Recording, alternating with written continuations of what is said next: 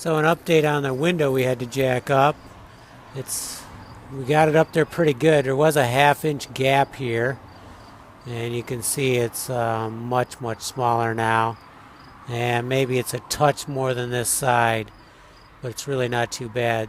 So we ended up having to, when I let the jack down below, even after I nailed it and screwed it mainly, it went back to the half-inch pretty much, or at least a quarter-inch.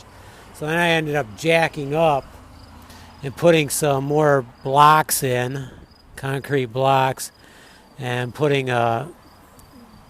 this end up a lot more. And you can see it did crack, put some cracks in the posts. Well, it moved it around. We'll have to caulk that again. I think we have to put some screws in here too. There's a gap in there.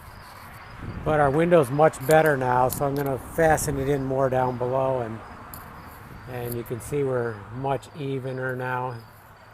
And we have to put our latch back on here. I don't know if we'll need that spacer. I'm hoping we don't, but I'm not sure yet. Maybe we may need it.